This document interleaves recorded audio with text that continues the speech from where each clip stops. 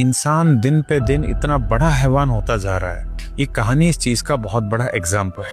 एक आदमी के पास एक गाय होती है, वो दोनों बहुत अच्छे से घर में रहते हैं और गाय रोज उसे ढेर सारा दूध देती है और वो आदमी उस दूध को बेचकर अपने घर का खर्चा चलाता है। गाय भी खुश थी क्योंकि उसे अच्छा खाना मिलता था और इंसान की देखभाल भी। वो सोचती थी कि उसे एक अच्छा मालिक मिला है। समय बीतता गया और कुछ सालों बाद गाय बूढ़ी हो गई।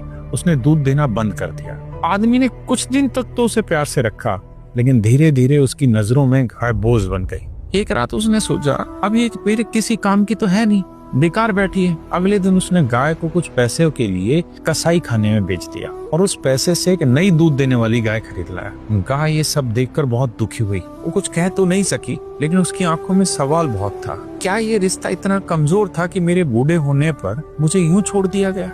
अब एक तरफ तो आदमी फिर से खुश हो गया क्योंकि उसे नई गाय से दूध मिलने लगा, पैसा आने लगा। वहीं दूसरी तरफ उस बीफ कंपनी ने उस गाय को काटकर उसके बीफ को बेचना शुरू कर दिया। कुछ ही दिनों बाद आदमी का बेटा बीमार हो गया और कोई इलाज काम नहीं आया। गांव के साधु ने बताया कि ये उस गाय के श्राप का असर है जिसे तुमने लालच में कसाई को बेच दिया था। गलती का एहसास होने पर आदमी ने पशुओं की सेवा शुरू की और गाँव में गौशाला बनवाई। धीरे धीरे उसका बेटा भी ठीक होने लगा।